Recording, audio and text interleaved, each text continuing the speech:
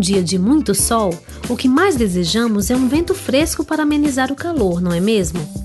Pois esse mesmo vento, que torna a temperatura mais agradável, é também uma fonte de energia, a energia eólica. Essa fonte de energia já era usada desde a antiguidade para mover as velas dos barcos e o moinho de vento, inventado para bombear água e irrigar as colheitas. Hoje, o vento é usado na produção de energia elétrica, sendo uma fonte natural e renovável.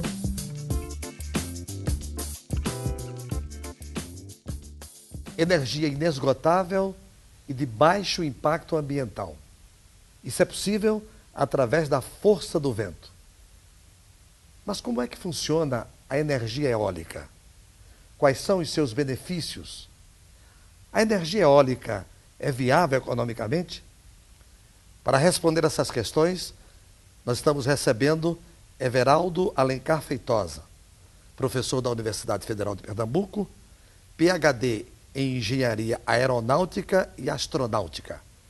Professor Everaldo, obrigado por ter atendido o nosso convite.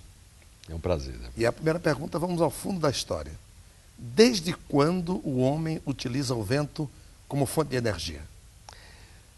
Nós podemos afirmar que a humanidade utiliza energia eólica há mais de 3.000 anos, desde os persas, os chineses, principalmente para moer grãos e bombear água. Esta, eu diria, que é uma fase primitiva da energia eólica. O que nós estamos vendo hoje no planeta é uma verdadeira revolução de uso de energia com uma tecnologia diferente. Não é a tecnologia de bombeamento d'água. E nós podemos afirmar que esta nova tecnologia ela foi iniciada na década de 70 na Dinamarca com a crise de petróleo. Então, a partir da crise de petróleo de 1973 e 77, a Dinamarca era um país pequeno, com 6 milhões de habitantes, sem absolutamente nenhuma fonte de petróleo, e em função de suas necessidades energéticas, os fazendeiros começaram a desenvolver turbinas eólicas para gerar energia elétrica. E foi essa iniciativa pioneira, onde todos os engenheiros eram contra. É evidente que toda a revolução, o setor mais envolvido tecnologicamente, inicialmente é contra, até aquilo ser provado que é viável. Então, nós temos essas duas fases nítidas da tecnologia, uma para a utilização de moer grãos e bombeamento d'água, e a outra para a geração elétrica a partir da década de 70. E como é que funciona esse processo de produção de energia eólica? É muito simples. Praticamente o que essa nova tecnologia que nós estamos falando aqui em turbinas com 100 metros de altura e 100 metros de diâmetro. Quer dizer, em ordem de grandeza, como um edifício de 40, 50 andares e outro edifício de 40, 50 andares girando em cima dele. Então, uma turbina eólica, como nós chamamos, ela funciona com um rotor, com 3 pás, o vento bate nessas 3 pás, essas 3 pás giram e a partir daí, quando nós temos um eixo girando, nós podemos acoplar um gerador comum e como uma tecnologia idêntica ao dínamo de bicicleta antigo, e essa geração é feita de forma normal. Então, é uma tecnologia simples de ser utilizada, agora sofisticada em termos de desenvolvimento, porque uma turbina eólica, ela pega uma carona em tudo que o homem já desenvolveu para a tecnologia aeronáutica, como aviões, helicópteros e foguetes, e adapta para uma geração limpa e renovável. O que interfere diretamente na quantidade de energia formada pelo vento? Eu considero o vento uma jazida. Da mesma forma que nós exploramos petróleo ou qualquer mineral, existem as chamadas jazidas de vento. E essas jazidas de vento, o que, por exemplo, nós procuramos nas jazidas, não é necessariamente vento mais alto, nem assim nós teríamos as melhores jazidas de vento em locais com ciclones e tufões. O que nós procuramos é o que eu chamo o vento educado e bem comportado. Então, dos locais do planeta e principalmente na região nordeste do Brasil, é onde nós temos os ventos mais educados e bem comportados. São ventos uniformes, ventos onde não existem ciclones e, a partir daí, a turbina eólica gira normalmente e gera sua energia. A gente poderia ligar isso, então, a alguns fatores como geografia, estações do ano? Que fatores interferem nesse processo? O primeiro é o fator meteorológico global. Nós temos aqui, da mesma maneira que tivemos a descoberta do Brasil, né, com as caravelas, com os chamados ventos alísios, que na verdade os ventos alísios são chamados, é uma nomenclatura em inglês, ventos comerciais, onde favoreciam a trajetória dos navios, né, das caravelas. Então, esses ventos alísios, a nível global, eles incidem na região Nordeste com mais intensidade. Então, esse é o primeiro aspecto. É o vento a nível de planeta. Posteriormente, nós temos que procurar os locais onde existe a menor quantidade de obstáculos. Quer dizer, locais em beira-mar, locais em serras. Então, esses obstáculos, eles atuam como amortecedor e o vento diminui. Então, a turbina eólica ela tem que ser localizada numa jazida que ela está mais exposta aos ventos educados e bem comportados e onde não tenha essa interferência de obstáculos, árvores, prédios, como grandes cidades, etc.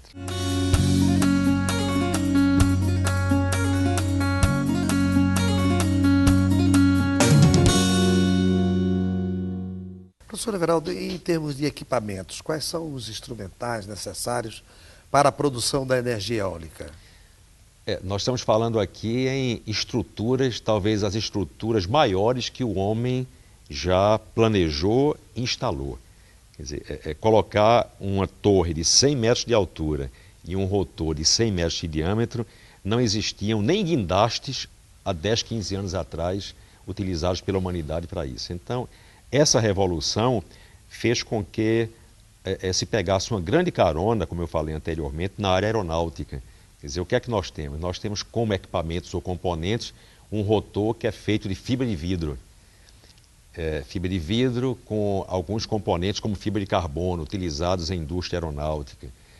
Torres metálicas também. Então, não existe grande segredo na fabricação de turbinas e fabricação dos componentes. O segredo está mais no desenvolvimento tecnológico, na parte aerodinâmica. Isto é, como projetar uma turbina com 100 metros de diâmetro, de tal forma que ela consiga aproveitar ao máximo aquela jazida de vento daquele local. Então, este aqui é o grande desafio. E o que vem a ser um parque eólico? A energia eólica é uma energia de tanto sucesso hoje no mundo que as turbinas eólicas começaram a ser colocadas em grupos. Então, o parque eólico é um conjunto de diversas turbinas, dezenas e às vezes centenas de turbinas eólicas localizadas no mesmo local.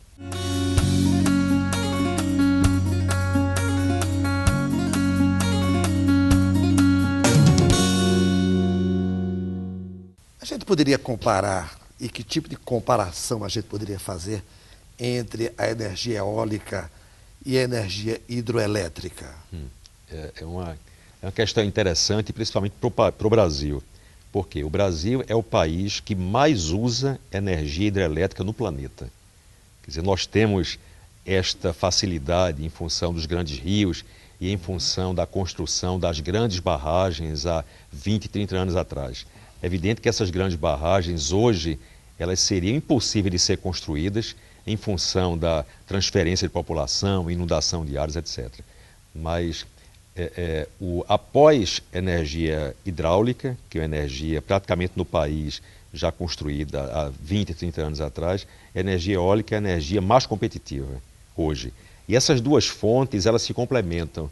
Em outras palavras, aqui na região Nordeste, por exemplo, o que é que nós temos? Nós temos que, nos meses de menor vazão do Rio São Francisco, que são os meses de julho, agosto e setembro, são os meses onde nós temos os maiores e melhores ventos. Então, este casamento da natureza entre a energia hidráulica, a vazão dos rios e o vento, propiciam para essas duas fontes serem complementares e a região Nordeste pode ser a região do planeta com a maior quantidade de energia renovável. Nós não precisamos de petróleo, não precisamos de carvão, não precisamos de gás natural. Que coisa boa, hein? E em termos de impactos ambientais, quais são os impactos ambientais da energia eólica? Bom, aqui é importante desmistificar a energia eólica. Há 20 anos, 15 anos atrás, nós teríamos 3 impactos ambientais da energia eólica que se falava bastante. O primeiro impacto é o impacto visual, que esse impacto teve uma repercussão muito na Europa. O segundo impacto era o impacto que se falava que turbinas eólicas matavam pássaros. E o terceiro impacto é o aspecto de ruído. Então, esses são eram os únicos 3 impactos de eólica. O que acontece? Turbina eólica, hoje em dia, 20 anos atrás, eram turbinas pequenas que giravam a altas rotações, como um rotor de avião. Hoje em dia, as turbinas de 100 metros de diâmetro, elas giram a 10 rotações por minuto. Então, os pássaros são inteligentes e conseguem desviar o rotor da mesma forma que desviam uma árvore balançando. Não existe mais. Ruído, uma turbina eólica moderna, ela tem um ruído menor do que um ar-condicionado de uma residência, né? E hoje, o único impacto realmente que as turbinas eólicas provocam é o impacto visual. Mas aí o grande dilema é melhor olhar uma turbina eólica gerando energia limpa ou olhar uma central nuclear com os perigos inerentes ou uma central a combustível fóssil poluindo o ambiente.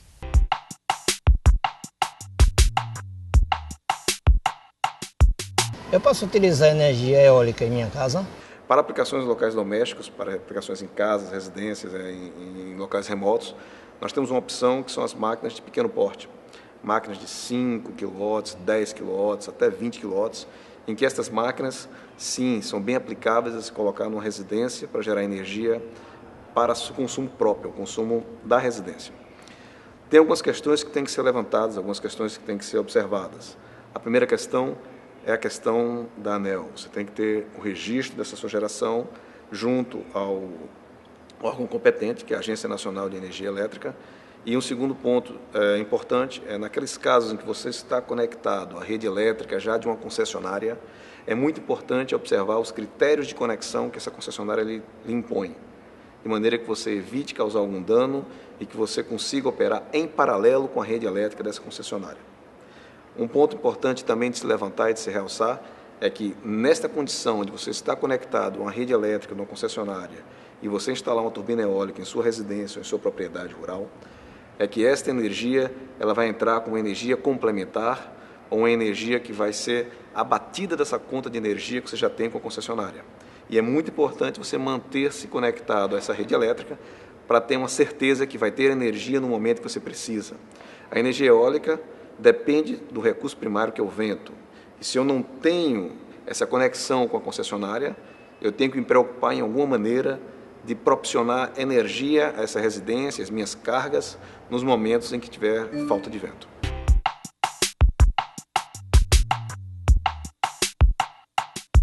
Professor, a energia eólica foi uma das indagações que nós fizemos na abertura do programa.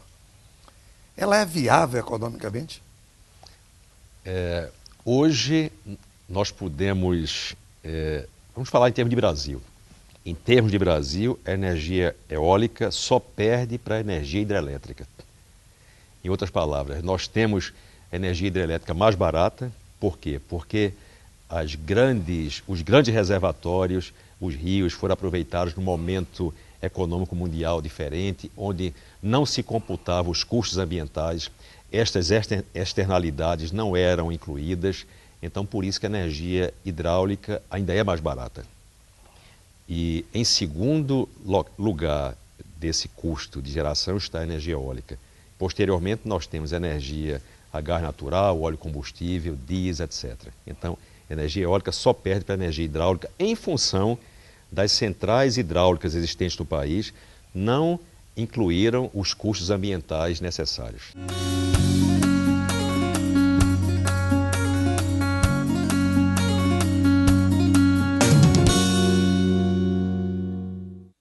E que países estão utilizando a energia eólica hoje no mundo? Hoje nós poderíamos falar que são a Dinamarca, Alemanha, Espanha, Portugal, Estados Unidos, China e Índia. Agora, nesse contexto atual, é importante frisar que países como China, Índia e Estados Unidos com o novo presidente, a decisão é gerar 20% a 30% de toda a energia do país a partir de energia dos ventos.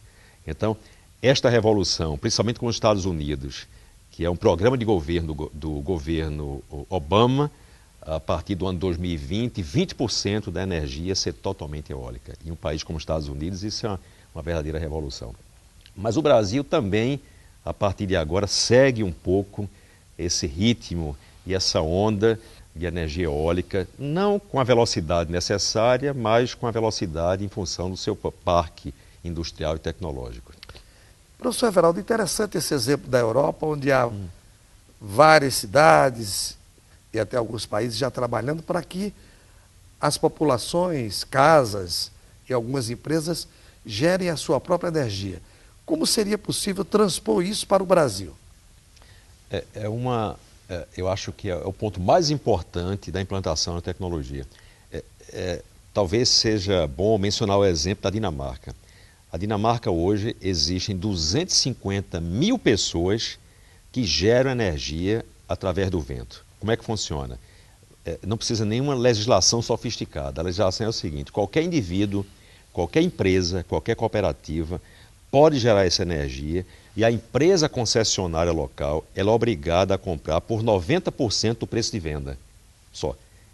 Então, a empresa estadual compra energia por 90% do preço de venda, significa que ela tem um lucro de 10% só. Então, o indivíduo cooperativo, ele monta a sua central eólica, ele injeta na rede e ele tem aquela garantia daquela remuneração. Então, esta é a primeira fase que, num país como o Brasil, continental, com fonte eólica e solar e outras, seria uma verdadeira revolução. Qualquer empresa, qualquer indivíduo, qualquer cooperativa poderiam gerar sua própria energia. Deixa eu ver se eu entendi. Então, eu vou produzir a minha própria energia, tenho uma concessionária, aí eu passo a pagar quanto menos? Não, são dois aspectos aqui. O primeiro é esse que eu mencionei. A concessionária, ele paga, lhe remunera por 90% do preço que ela está vendendo, o preço final. Pronto. Então, qualquer geração, ela é obrigada a comprar. Se eu tenho um fio passando na frente da minha casa, então eu boto qualquer sistema solar ou eólico, eu conecto, ela é obrigada a comprar. Esse é o primeiro aspecto, a obrigação da concessionária comprar energia. Por quê? Porque chegou a essa conclusão que a energia elétrica é uma tecnologia simples e ninguém precisa ficar dependente de grandes corporações multinacionais com lucros gigantescos, onde a sociedade não tem controle. Dessa forma você divide e socializa esse rendimento. E o segundo aspecto de legislação, esse também nós estamos pegando a carona para tentar implantar no Brasil, é o aspecto que eu mencionei anteriormente a nível individual, da casa ter o seu ponteiro girar ao contrário. Quer dizer, aí não tem remuneração como 90%, aí é descontar no que você está consumindo, né? O ponteiro girando ao contrário, então com isso as residências passariam a pagar uma quantidade mínima de energia ou ter um saldo mensal, e esse saldo poderia ser utilizado para o próximo mês, quando as fontes eólicas ou solar não fossem tão abundantes, por exemplo, um mês de inverno, onde o sol é baixo e o vento não tão grande também. Então, são as duas formas de viabilizar um programa forte e sustentável de energia renovável no país. Falando de Brasil, como é que anda o nosso país em termos desse campo da energia eólica? Pesquisas, se há entraves, como é que andamos nesse campo? Eu acho que o país deu um grande salto no ano de 2002, 2004. O Brasil fez uma grande licitação para a compra de energia a partir do vento. E foi uma licitação bem inteligente, isto é, o governo não entrava com nenhum recurso financeiro, ele simplesmente comprava energia do setor privado. Isso foi em 2002, 2004. Em função dessa grande licitação, o Nordeste do Brasil está hoje apresentando um crescimento exponencial gigante e nós estamos tendo alguma coisa como 2 a 3 bilhões de reais de investimento no setor eólico na região Nordeste. Aqui no estado de Pernambuco, na região agreste, a cidade de Gravatá, toda a sua energia também vai ser eólica a partir do próximo ano. Então o país deu um grande salto há 6, 7 anos atrás e hoje o governo definiu também como prioridade fazer uma nova licitação, que são os chamados leilões. Então o país segue no seu ritmo e em função dessa novo desenvolvimento econômico que o país está sofrendo no momento, eu acho que a energia eólica está entrando como deveria entrar há 10 anos atrás. Os estados do Brasil que utilizam energia eólica e em Pernambuco, onde se utiliza, teria mais alguma coisa a acrescentar, não? Eu acho que, falando em termos de jazidas, que é que nós temos hoje no país? A região Nordeste é a região que apresenta as melhores jazidas de vento, talvez uma das melhores do mundo.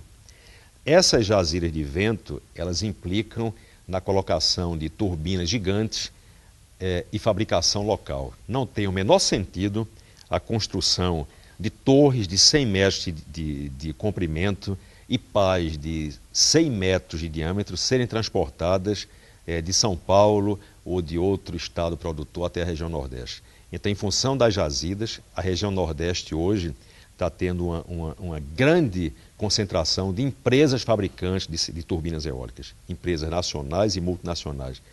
Então, nesse sentido, nós temos grandes empresas localizadas no Porto de Suape, no estado de Pernambuco, no Ceará e em outras regiões. É importante mencionar o nível de emprego. Uma refinaria de petróleo em Suape, que praticamente o Estado passou décadas lutando, deve gerar 1.200 empregos.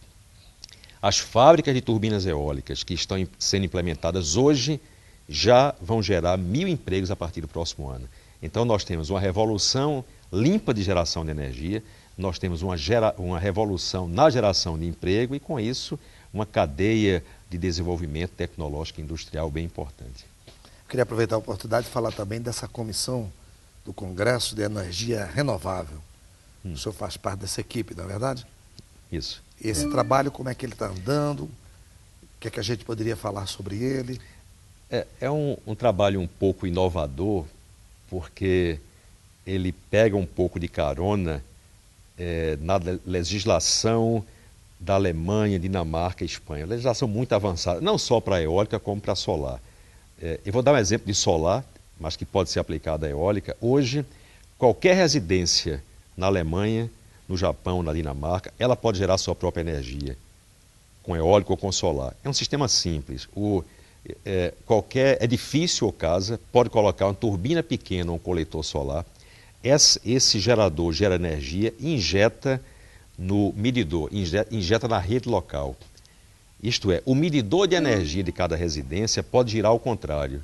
Vamos supor que o senhor está em casa, saiu, desligou tudo, tem um vento forte, tem um sol forte, então o medidor gira ao contrário. No final do mês, só se paga o saldo. Em alguns meses, dependendo da quantidade de vento e sol, a empresa energética lhe paga. Então, esta que é a grande revolução que eu chamo de socialização da energia. E essa revolução começou na Dinamarca, Alemanha, Japão e vários países. Está parecido com devolução do imposto de renda. Devolução da energia paga, né? Devolução da energia paga, exato. Mas olha, e em termos de formação de especialistas, as universidades, a nossa Universidade Federal de Pernambuco, tem se preocupado com a formação desses profissionais na área de energia eólica? Eu acho que a Universidade Federal de Pernambuco foi a universidade pioneira no país em formação de pessoal e desenvolvimento de tecnologia na área de energia eólica. Aqui em Pernambuco foi fundado há mais de 15 anos atrás o Centro Brasileiro de Energia Eólica e também em Pernambuco foram implantadas as primeiras turbinas eólicas do país.